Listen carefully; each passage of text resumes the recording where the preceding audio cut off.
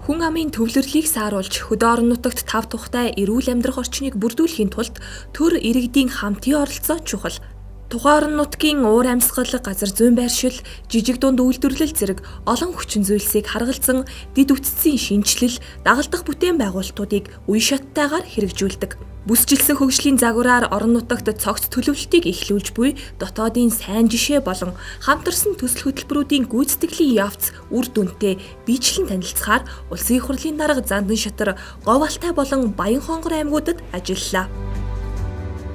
Намрын адаг сарын шинийн 25-ны сайн өдөр Алтай нутгийн зон олны 60 жилийн турш хүлээсэн Ундны цэвэр усны шинэ хангамж бүрэн хүчин чадлаараа ажиллахад бэлэн боллоо. Монгол улсын засгийн газар, Бүгд найрамдах Австри улсын засгийн газар хоорондын 2016 оны 6 дугаар сарын 10-ны өдөр байгуулсан санхүүгийн хамтын ажиллагааны хэлэлцээрийн хүрээнд Тайшир Алтай ус хангамж төслийг 2019 онд эхлүүлсэн. 2 жилийн дараа ийхүү бүтээн байгуулалтын ажил бүрэн дуусч манай улсад анхудаа гадаргын усыг унд ах уйд цэвэршүүлэн хангах зорилттой орчин үеийн шийдэл технологи бүхий ус цэвэршүүлэх станц үйл ажиллагаагаа эхлэхэд бэлэн боллоо. Ингээд Тайшир Алтай ус хангамжийн төслийг хүлээлгэх ёслолын үйл ажиллагааг нээж өгөх хэлнэ хэмээн энэхүү дайснаа Монгол улсын их хурлын дарга Зандан шатар таныг өндөтгөн хүрье.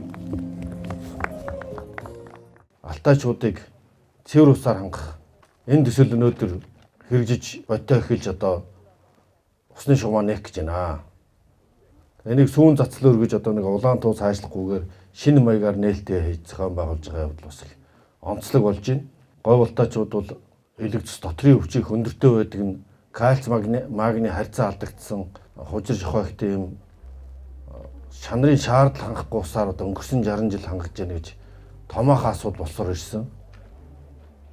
Тэгвэл одоо өнөөдөр энэ цэвэршүүлсэн сайн чанарын усаар Говь Алтайчуудыг хангаснараа гэр хорооллын усан хангамж сайжрах төдийгүй эрүүл мэндийн асуудал ч гэсэн их том дэвшил гарна. Гэр хорооллын усан хангамж энийг дагаад нийгмийн эдийн засаг олон нөлөө үзүүлнэ. За энэ шугам маань одоо 10 км тутам 5 ус цэг бий болгож байгаа. Тэгэхээр нийтдээ 25 ус цэг. Энийг дагаад фермерийн аж ахуй одоо мод тарихаас ахуулаад жимсэх нь газар тариалан услахаатай газар тариалан эрхлэх, эрчимчсэн мал аж ахуй хөгжүүлэх, иргэдийн аж амьдралыг дэвшлүүлэх юм сайн дэд бүтцийн том шийдэл болж байгаа. Төслийн үр дүнд Завхан голоос Говь Алтай аймгийн төв хүртэл нийт 54 км урт бүхий ус дамжуулах шугам хоолойг дагалдах тоногт хөрөмжийг суурьлуулснаар Алтай хотын 19,000 гаруй иргэдийг эрүүл ахуйн шаардлагад нийцсэн цэвэр усаар хангах юм. Монгол улсын ерөнхийлөгч Ухнагийн хөвсөхийн мэдлэгийг уламжлаад энэ төсөл өөрийнх нь санаачилсан энэ төсөл өнөөдөр нээлттэй хийж байгаа явдалд маш их баяртай байна гэж уламжилсныг дамжуулъя. Тайшир Алтай ус цэвэршүүлэх станц бүрэн хүчин чадлаараа ажиллаж эхэлснээр гадаргын усны тодорхой хэсгийг аж ахуй эргэлтэнд оруулан хүн ам, аж үйлдвэр, фермерийн усан хангамжийг шийдвэрлэхээс гадна Алтай хотын усны хэрэгцээг хангах, усны нөөцийн баталгаат их өсвөртэй болох, ундны усны хүртээмжийг нэмэгдүүлэх, ариун цэврийн нөхцөлийг сайжруулах зэрэг онцгой ач холбогдолтой юм а. Цэвэр цэнгэг гадаргын ус сэргэлснээр хүн амын дунд халдварт өвчний тархалт болон усны чанараас үүдэлтэй өвчлөл эрс буурч байнгын жигд усан хангамжтай болсноор дэд бүтэц болон хот төлөвлөлтийн асуудлуудад шийдэгдэх бүрэн боломж бүрднэ. Өмнө нь бол энэ алтайчуудын тулгамдсан асуудал байсан. Одоо цэвэр устай болж ингээд дотрын өвчнгүү болно цэвэр ус уурна гэдэг чинь энэ ард нь маш их өндөр аж ахуй шүү дээ. За тийм ээ. Тэгээ алтайчууд их баяртай байна. Энэ Алтайд би 50 жил амьдарч байгаа хүн. Тээврийн жолооч хийгээд. Тэгээ өнөөдөр маш их баяртай байна. Энэ сайхан байгууламжийг бариад алтайчууд эрүүл нэг сайхан өвчнгөө болох байхаа гэж аханд итгэж байна. Усан цахилгаан станцнд хүрээлэн буй орчинд олон талт эерэг нөлөөтэй байдгийг нэг илэрлэл нь Тайшрын усан цахилгаан станцын дэрэгдэх хиймэл нуурын усыг цэвэршүүлэн дамжуулах уг үйлдвэрийн жишээ юм. Тайшрын усан цахилгаан станцын тухайд 2008 оноос хойш Завхан болон Говь Алтай аймгийн төв зэрэгэлдэх 8 сумын айл өрхийг эрчим хүчээр хангаж байна. За усан цахилгаан станцын үйл ажиллагаа бол харьцангуй тогтворжоод явж байгаа. Тэгээд мэдээж Завхан голын ус жилдээ 400-аас хамгийн багадаа болон 250 сая км ус одоо жилдээ урсдаг. Тэгээд цаашдаа мэдээж байгаль экологийн асуудал, завхан голын эхийг хамгаалах, урсгал бүрдэх хэвтэр одоо ямар нэгэн одоо сөрөг нөлөөлөл буюу уул уурхай ажиллахгүй байх тохиолдолд усан цахилгаан станцын үйл ажиллагаа бол тогтвортой явах боломжтой. Өнөөдрийн байдлаар нийт 250 сая кВт цаг эрчим хүчийг үйлдвэрлэж 140 сая төгрөгийн татаасын өртгийг хэмнэжээ. Усан цахилгаан станцын дэргэд 1 тэрбум метр куб ус бүхий хиймэл нуур үүсч 100 гаруй км үргэлжлэх нуурын эрэг дагуу ойролцоох 4 сумын айл өрх уламжлалт мал аж ахуйгаа эрхлэж бүс нутгийн агаарын чигшил үлэмж нэмэгдсэнийг онцолж байлаа. Манай орны нөхцөлд сэргээгдэх эрчим хүчний их усрууд дотроос усан цахилгаан станцыг хамгийн тохиромжтой гэж үздэг бөгөөд ойролцоох нутагт услагаатай газар тариалан эрхлэх, аялал жуулчлалын бүсийг хөгжүүлэх, загас үржүүлгийг нэмэгдүүлэх зэрэг олон давуу талтай. Мөн тайшрын усан цахилгаан станцаас 9 дахин илүү суйрлагдсан хүчин чадалтай Эрдэнэ бүрэнгийн усан цахилгаан станц ашиглалтанд орсноор баруун бүсийн хэрэглэгчид эрчим хүчний ногоон их усүрээс бүрэн хангагдах юм. Энэ мэтчлэн байгалийн шахагдшгүй нөөцөөр хүн амын тасралтгүй өсөн нэмэгдэх хэрэгцээг хангах томоохон бүтээн байгуулалтуудыг хэрэгжүүлснээр хямд найдвартай цахилгаанаар ард иргэдээ болон бизнес эрхлэгчдэд дэмжих бодит алхам болно. Хөдөлмжийн хязгаарлалаас шалтгаалсан дэлхийн дулаарлыг бууруулах зорилгоор дэлхийн нийтээр эрчим хүчний хэрэглэгээ сэргээгдэх эрчим хүчний их усрыг шийддэг болж байна. Монголчууд бас энэ зэвсэгт нийцүүлж үйл ажиллагаа явуулах ёстой. За Монгол улсын хэмжээнд сэргээгдэх эрчим хүчний ариун нөөцтэй улс. Өнөөдрийн байдлаар бидний хийсэн судалгаагаар 1.4 тераваттын нар салхины их уср байна. Улсны бас багагүй хэмжээний нөөц байна. Ийхүү төр засгаас зорилттой бодлогын хүрээнд хэрэгжүүлж буй төсөл хөтөлбөрүүдийг бодит үр дүнд хүрэхэд тухайн бүс нутгийн ард иргэдийн оролцоо, дэмжлэг нэн чухал. Үүний нэг жишээ болох Баянхонгор аймгийн Өлзийч суманд хэрэгжсэн иргэдийн оролцоотой шин сум төслийн нээлт боллоо. Өдрийн мэндийг Хонгор нутгийн зам олондоо тэр дундаа Өлзийч сумын ард иргэд хөдөлмөрчд та бүхэндээ хөшүүлж байна. Сайхан намарцгааж байна. Өнөөдөр та бид Хонгор нутгийн хөгжил цэцлэг бэнтэй хүмүүний оруулж байгаа нэгэн сайхан түүхийн гэрч болохоор их хүнд хамтдаа хорон цугларсан байна. Уг төслийн хүрээнд усан сан, хоногт 50 м куб ус цэвэрлэх хүчин чадалтай цэвэрлэх байгууламж, цахилгаан дулааны шугам хоол, тэг 9 га талбайн тогтчлт ногоон байгууламж, 6 м-ийн өргөнтэй асфальт автозам зэрэг дэд бүтцийн асуудлуудыг цогцоор нь шийдвэрлэсэн юм. Ингэснээр сургууль цэцэрлэг дотор байр болон бусад төрийн үйлчилгээний байгууллагууд дэд үтцтэй холбогдож мөн гэр хорооллын 14 өрх одоогийн байдлаар бүрэн дэд бүтц 8 өрх дулааны шугам сүлжээнд холбогдоод байна. Өнөөдөр бол энэ дэд бүтцийн ажил үндсэндээ дуусч хүлээн авч байгаа нээлттэй яслын ажиллагаа боловч энэ шинэ эхлэлийг бас та бүхэндээ уриалж байгаа уриалга цэцгэлж хөгжиё гэсэн юм уриалга юм аа. Цөөхөл халуун хүйдүүс та холбогдож, Бохирын шугамтай холбогдож нэгсэндээ Улаанбаатарын төвийн дүүргээс тутахгүй амьдрах нөхцөл боломж бол хангаглаа. Одоо хөмбөр өөрсдөө хичээвэл харин суманда илүү сайхан амьдрах ийм сайхан нөхцөл боломж бол бий болж эхэлж байна, нээгдэж байна. Энийгээ бол уламж батжуулаад хөгжүүлээл сум өөрийн орлоготой энэ дэд бүтцүүдийн асуудлаа өөрсдөө шийдэж чаддаг. Ийм болж хөгжих асар их боломжгүй. Ийм асар уудам газар нутаг энэ сайхан байгаль дэлхий мал хуй ашиг орлого бол бэлхнэ байна. Энийгээ боловсруулаад хөгжүүлээд явах болцоо бол нэгдэж байгаа нь энэ хөгжил цэцгэлтийн үндэс болно гэж итгэж байна. Үндсэндээ 2019 оноос эхэлсэн ажил 19 онд иргэдийн оролцоогоо нэмэгдүүлээ. Энэ сумын төвийн шинжлэх төслийн үр өгөөж нь ямар байх вэ? Ер нь юу хийх вэ? Зүгээр байдیں۔ Гэдэг талаар иргэдээ сонссон, мөн холбогдох одоо байгууллагууд дээр очиж ажилласан. Тэгснээр энэ ажил 2020 оны 6 сараас эхэлсэн. Яг бүтээн байгуулалтын ажил. Тэгээ 20 оны 6 сараас хойш гэхээр жил гарангийн хугацаанд бас нэлийн хурдтай шуурхай энэ сумын төвийн бүтээн байгуулалтын ажлыг хийлээ. Дотор байрны хүүхдүүд нь гадаа гарч бийцдэг байсан. Дотроо гараагаад усанд ордог, бийцдэг. Эмнэлэг твч байгаа усууд маань дотроо бийцдэг, гараагаад усанд ордог. Ийм одоо сайхан эхлэлүүдийг тавьж байгаа. Өлзий суманд би одоо машин барай 50 жил болж байна. Хэр хөгжиж байна? Манай сум сайхан хөгжиж байна.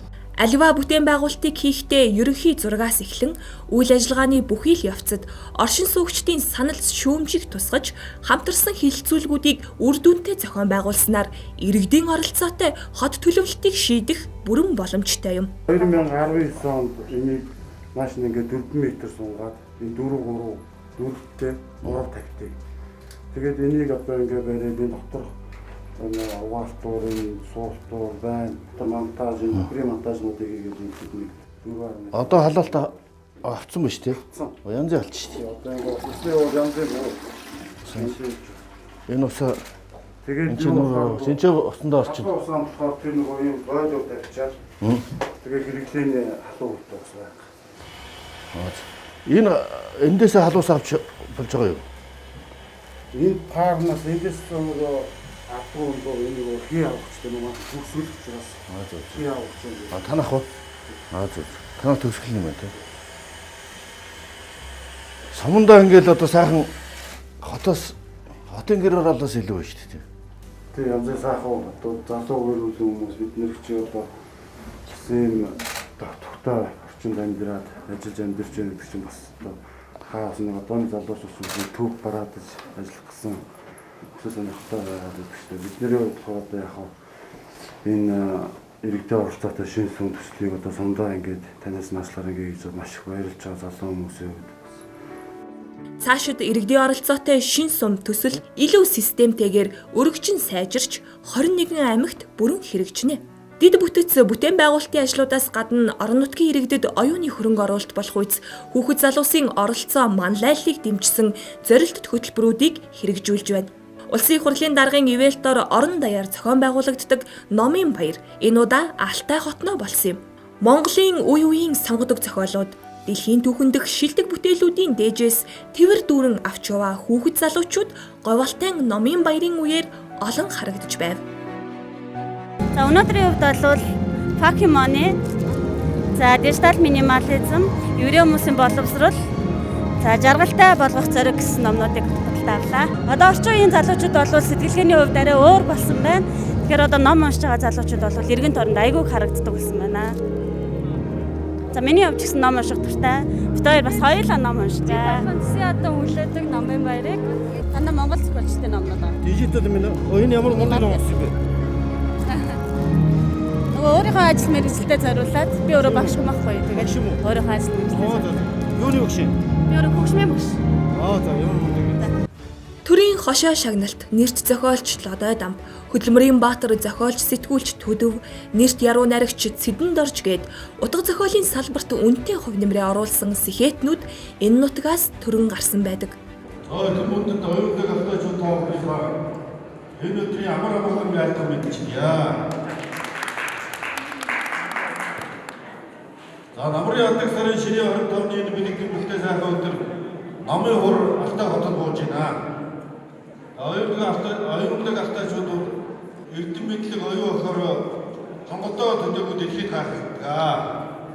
Олон арга зуун зохиолчид эрдэмтэн мэргэд энэ нутгаас төрөн гарсан. Ер нь уншдаг ард түмэн хөгждөг, унтдаг ард түмэн гоцордог гэж шигний сайхан үг бий. Ийм учраас Монгол улсын хурлаас жил болгон 9-р сар, 10-р сард, 5-р сард 2 удаа Монгол бичиг ном соёлын өдөрт тэмдэг төдөр болгон хуульчилсан. За энэ аяны хүрээнд өнөөдөр бас аймаг болгон номын эрдмийн ийм сайхан өдрийг номын соёл ертөнц төрийн бүс байгууллага улсын их хурлын дамжин газраас хамтран зохион байгуулж байгаагийн ээлж нь өнөөдөр говьалтай амралт таарч байгааг бэлгшээж байна. Монголын одоо төрийн өндөрлөгүүд ном унших ажлыг дэмжиж өөрөө манлайлан оролцож байгаад бол номтой нөхөрлөдөг номон дуртай албан бол талархан хүлээн авч байгаа. Тэр нь одоо ном унших гэдэг бол хүнийг өөдөө дээж дэвших, уршаа харж явах одоо энэ гэрэл замыг зааж өгдөг учраас хүн болгон бол номон дуртай номыг уншиж байгаасаа гэж одоо хүсэж байна. Энэ сайхан арга хэмжээ зохион байгуулж байгаа Монгол Улсын их хурлын дарга болон Говьалтай аймгийн засаг даргын дамжин газрын хамт олонд юуны өмнө баярлсан талархснаа илэрхийлье. Би 20 дугаар зууны Мандай Арман зохиогч Төрийн хошоо шагналт Чадраавалын Лодой Домбын зээнцэр байгаа юм. Манай додоод ом зохиолч маань болохоор 1917 онд Говьалтай аймгийн Даашир сумын нутаг Сүхбээн гол гэдэг газар төрсөн. 20 дугаар зууны шилдэг арман болох Туулга тамир арманыг зохиосныг Монголын ард түмэнд өдөөгүй дэлхийн олон улсад бас энэ гадаад хэлээр хэвлэгдэн гарсныг тэмдэглэн хэлэхэд бас бахархууштай байт юм аа. Одоогоор Дархан Эрдэнэт хот болон Өмнө Говь аймагт зохион байгуулагдсан 30 дахь удаагийн номын баярыг говьалтайчууд халдвар хамгааллын дэглэмээ сахиж оюунлаг байдлаар тэмдэглэн өнгөрүүллээ. Энэ хүүхдүүд уулзсан. За. За сайн байцгаана уу? Ямар өөр хүүхдүүд вэ?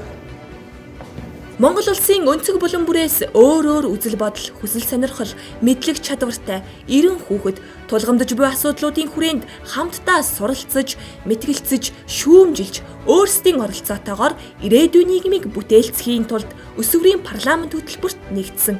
Уг хөтөлбөр нь өсвөр үеийнхэнд ардчлал, хүний эрх чөлөө, хууль тогтоох, шийдвэр гаргах үйл ажиллагааны талаар ойлголт өгч, тогтвортой хөгжлийн зорилго, уур амьсгалын өөрчлөлтийн талаарх мэдлэг мэдээллээр ханган шийдвэр гаргах төвшөнд тэдний оролцоог дэмжих зорилготой гэж болно. Хөтөлбөрийн сонгон шалгаруулалтыг 21 аймаг 9 дүүргийн Ахлах ангийн сурагчдын дунд нээлттэй зохион байгуулснаас Баянхонгор аймгаас сонгогдсон эдгээр хүүхдүүд ногоон байгууламжаа нэмэгдүүлэх, булаг шандаа хамгаалах санаачлагыг илүү идэвхжүүлэхийг уриалав. Төсвөрийн парламентын гишүүд, 90 гишүүд маань одоо 6-7 хоногийн хугацаатай уур амьсгалын өөрчлөлтийн талаар хичээлд хамрагдж байгаа. За энэ хичээлдээ бол үнэхээр бид бүхэн маш олон зүйлийг мэдж авсан. Энэндээ ч бид нэр маш их баяртай байгаа. Тэгээд төсвөрийн парламент хөтөлбөрийг санаачилсан Монгол Улсын хурлын дарга Зандын Шидар дарагтаа баярлж байна. Дагаарын хөдөл гэж юу вэ? Уур амьсгалын өөрчлөлт гэж юу вэ? Тэд бидний амьдралд хэрхэн муугаар нөлөөлж байгаа юм? Тэр бүгдийг илүү тодорхойгоор тэгэж 7 хоног болгон багш нар маань биднэрт заадаг. Тэгээ бид нар ч гэсэн тэрэндээ маш их баяртайгаар шимтэн суралцдаг. Аймаг орон нутгатаа өөрсдөө ингээд нөлөөллийн ажил хийж байгаа маань энэ хөтөлбөрийн маань хамгийн том давуу тал юм болов гэж харж байгаа. Ингээд аймаг орон нутгийнхаа хөгжилд тэгээ яг асуудлыг өөрсдөө тодорхойлоод шийдлийг ингээд асуудлаа өөртөө шийдэж байгаа маань бас айгүй том давуу тал болж байгаа. Бидний одоо яг Баянгор аймагтаа тусгамж байгаа хамгийн том асуудлыг бид нар бол хог хаягдал гэж үзээд тэгээд одоо ингээд бид нэр ингээд сургууль болгонд ингээд нэг шиг батарейны сав байрлуулахаар басан байгаа. Тэгээд батарейны нь бол ингээ хог хаягдaltaа хайчих юм бол бүр ингээ хэдэн метр квадрат газар болон хөрс усыг бохирдуулдаг. Тэгээд бид нэр энэ батарейны савыг ингээ сургуулиуд байрлуулснараа маш олон тийм хөрс болон усны бохирдлыг ингээд яаж чадах юм байна. Тэгээд бид нэр бас энийг яг байрлуулад орхичих би сарын дараа 2 сарын дараа ингээд үр дүнгийг хараад явна. Байгаль дэлхийг хайрлах, хамгаалах сэтгэлийг төлөвшүүлэхэд энэ хүүхдийн дуу хоолой одоо Норвегийн Грета Thunberg гэдэг хүүхдээс ахуулаад дэлхий дээр цуур атж байгаа тийм ээ. Та бүхний ирээдүйн дэлхийн учраас байгаль дэлхий маань. За хоёрдугаарт энэ парламентын боловсрол гэдэг бол хүний эрхийн боловсрол юм.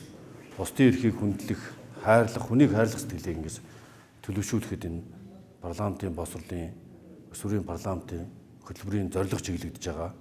Гуравдугаарт нь entrepreneur буюу одоо аж ахуйн сэтгэлгээ, өөрийгөө авч явах ухаан, зах зээлийн ухаан одоо эдийн мэдлэг бол бас өсвөрийн парламентын бас нэг зорилго.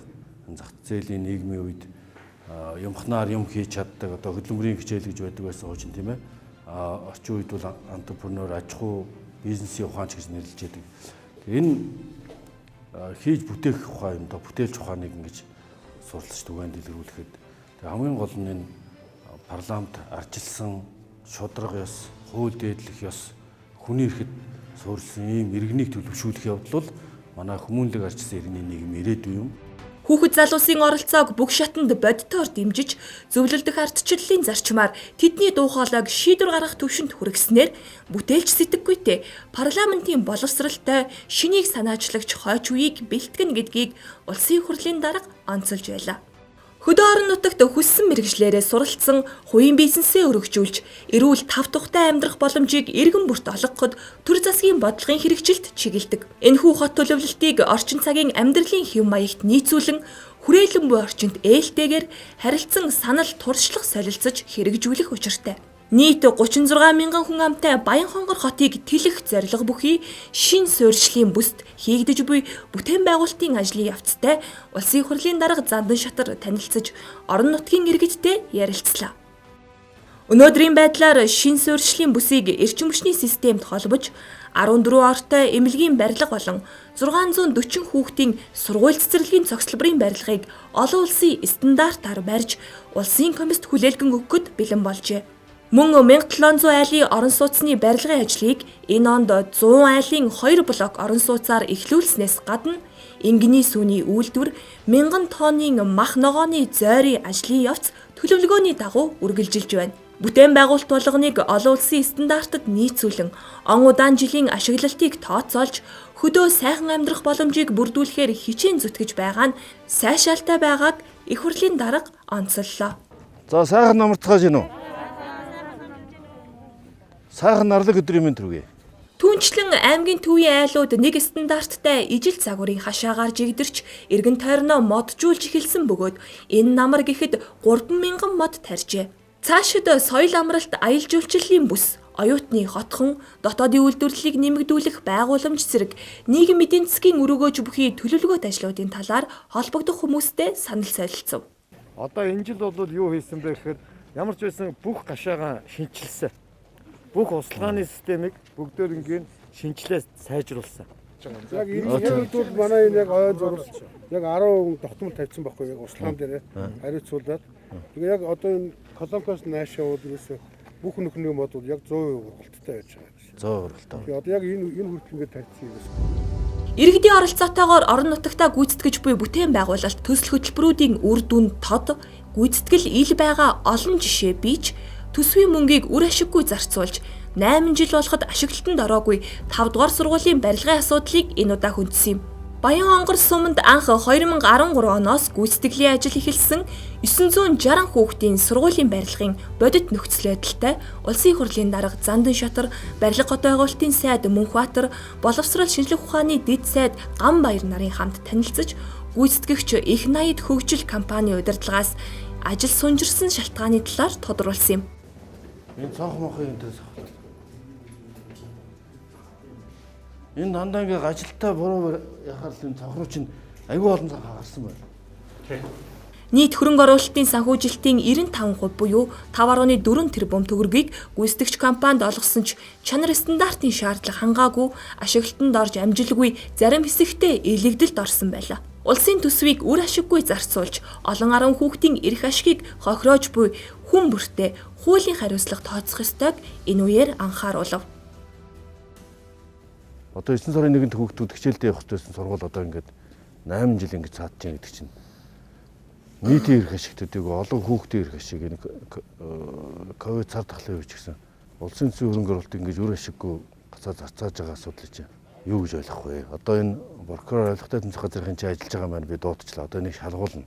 Тийм учраас энэ улсын төсвийн хөрөнгө оруулалтаар барьж байгаа барилга байгууламж төсөл арга хэмжээний үр ашиг хяналтыг сайжруулах. Тендер шалгуулалтаас ахуулаад сүүлд нь ашиглалтанд орох хугацаанд хүртэл улсын төсөв орон нутгийн төсвөөр барьж байгаа барилга байгууламжуудын үр ашгийг түүний хяналт шалгалтыг сайжруулах шаардлагатай. Ингэж одоо төсвийн нэг төгрөг болгоо үр ашигтай зарцуулагддаг болох хэрэгтэй. Та бүхний энэ бод жишээн дээр одоо энийг бас харж байна. Ийм учраас энэ аймаг сомд энэ төвшөнд барьж байгаа бүх барилга байгууламжуудыг цаашлах гэж ийм гашуун сургамж давтагдахгүй тулд довчир шалтгааныг олж тодруулах шаардлагатай. Заасан байна. За сайн явж байна. Улсын хурлын хэн шалгалтын онцгой бүрэн эрхийн хүрээнд тийм үүрэг чиглэх хэрэгтэй. Хууль тогтоомжийн хэрэгжилтийг хэрэгжүүлэх ажлын хүрээнд одоо энэ байгуул энэ ихэд 960 хүүхдийн сургууль одоо энэ шал таас тодорхой юмнуудын хатлаа арай дэндүү одоо нэр. Жил болгон шаарддаг одоо ийм байдал төрсөн. Одоо энэ баашингийн тендер шалгуулалтаас ахуулаад энэ гүйцэтгэлийн ажилтнанд хяналт тавьж улсыг хохирлгүй болохгүй. Асуудал одоо энэ ингээд асар олон тэрбум төгрөгийн ажил ингээд гаццсан. Орон нутгийн төсвөөр үйлдвэрлэлийг нэмэгдүүлж, үйл ажиллагаагаа өргөжүүлэн тогтчлт үйлчилгээ, нийтийн үйлчилгээ, ногоон байгууламж хариуцсан 3 алба бүрэлдэхүүнээр ажиллаж буй Баянхонгор тогтчлт үйлчилгээ орон нутгийн өмчит аж ахуйн төрийн үйлчилгээний газрын хамт олонтой уулзлаа. Тэд энэ онд ашиглалтанд орсон явган замын хавтангийн үйлдвэртэй эко болон өнгөт хавтан зэрэг 3 төрлийн бүтээгдэхүүнээс 40 мянга орчмыг үйлдвэрлэн эхний ээлжинд төрийн үйлчилгээний байгууллагуудын гадна тогтчлолтод олгожээ. Энэ аюу хүнд юм биш үү? Тэгээ энэ хараа. Бараг 10 хил юм биш. Энэ эко. Тэгээд ер нь бол хангалттай гарах юм билээ тий. Барилга хот байгуулалтын сайдаа энэ аймаг ингээд төвлөрлийг сааруулахын тулд төгжрлийг бууруулахын тулд ингээд үйлдвэрээ гадагшна гаргаад ийм юм үзүүлмээр байна. Бусад аймгийн дарга нарыг. Гэхдээ энэ улсын төсөөс ганц мөнгө аваагүй энэ бүгд өөрсдөө шин. Централын нөгөөд энэ хаваа тогтчуулж янзлах даалгавар ажлын гэрээ байгуулж. Тэгээ байгууллагуудыг уртгаа юм болгох гэдэг. Одоо онцгой байдлаар татвар аваад бүр ингээд хийгээд тавиад ингээд өөрсдөө хийсэн учраас зовлон ойлгоно. Өөрсдөө хийгөөгөөд энэ эвдэрчлээ гэн тий. Энэ танаа орон нутгийн өмч компани уу? Энэ орон нутгийн готогчлт. Хотгочлоо гаргацсан. Тэгээ готогчлтын техник нь бол одоо энэ байна. Энэ жил авчихсан. 5%. Хотогчлт, цэцэрлэгчлт, мод тасалмаас гайгүй байлээ. Төмөр биш. За энэ бол сайн ажилласан байна. Энэ жил Түүнчлэн ногоон байгууламжийг сэргээн засварлах, услгаатны системтэй хүрээлэн бий болгох, айл өрхүүдийг ижил стандартаар хашаажуулж хотын өнгө үзэмжийг нэмэгдүүлэхэд онцгой хувь нэмэр оруулсан гэдгийг албаны хүмүүс дурдлаа. Хүүхэд залуусын эрүүл амьдралын хэм маяг идэвхтэй хөдөлгөөнийг дэмжих зорилгоор улсын их хурлын дарга Зандан шатрын санаачлагаар эхлүүлсэн усан бассейн бүхий спорт цогцлборын барилгын ажил 70 гаруй хувийн гүйцэтгэлтэйгээр үргэлжилж байна. Цогцлборын барилга нь 68-ыг харьцах 75 харьцаатай, 2 давхар шилэн болон металл фасадтай бөгөөд дотроо усан бассейн спорт заалны хэсгээс бүрдэнэ. Бассейнаа бид нар өөр байсан. Орсын технологиор зуртгаана бэлтаанаад гэсэн. Тийм байсан бид нар болоод бүр Европ руу орчин үеийн. Тийм шин технологиор усан бассейны холбоотой хэлээд ерөөсөө нэгтэй хийсэн тийм хийгээд олон улсын шаардлага. За сайн байна. 3 сарын 1-нд ашиглалтанд оруулж шүү. За тэгээд тэгэндээ тэгээд манай хоёр гялцуулж байгаа. өдөр зогсоохгүй зүтгүүлээ л нэ. Сайн байна. Одоогоор гаднах зам талбай гэрэл түлгийн ажил хийгдэж дууссан бол гадна дотор заслын ажил төлөвлөгөөний дагуу үргэлжилж байгаа гэлээ. Томилолтын төгсгөлд улсын их хурлын дарга Зандан шатар, эрүүл мэндийн сайд Энх Балд, эрчим хүчний дэд сайд Баяр Магна нарын хамт аймгийн онцгой комиссийн хуралд оролцсон юм. Энэ үеэр эрүүл мэндийн газраас коронавируст халдварын үед ажилласан нөхцөл байдал болон авч хэрэгжүүлсэн арга хэмжээ, нэгдсэн үр дүнгийн талаар мөн мал эмнэлгийн газраас олон улсын хорио цээрт мал амтны гоц халдварт шүлхийн өвчний нөхцөл байдал, авч хэрэгжүүлсэн арга хэмжээний талаар товч илтгэлүүдийг танилцууллаа. Үйлчлэлтийн бэлтгэл ажил, цаг үеийн нөхцөл байдлын талаар албаны хүмүүс мэдээлэл солилцож, харилцан санал дэвшүүлсэн юм. Хүн амын суурьшлийн бүсийг салбар хоорондын хөгжлийн бодлоготой уялдуулан хөдөө орон нутаг руу тэлэхэд төр, хувийн хэвшил, олон нийтийн харилцаа ойлголцол, хамтын ажиллагаа, бодит үр дүнд хүрснийг баруун бүсэд хэрэгжүүлж буй зорилттой ажлууд тод харуулж байна.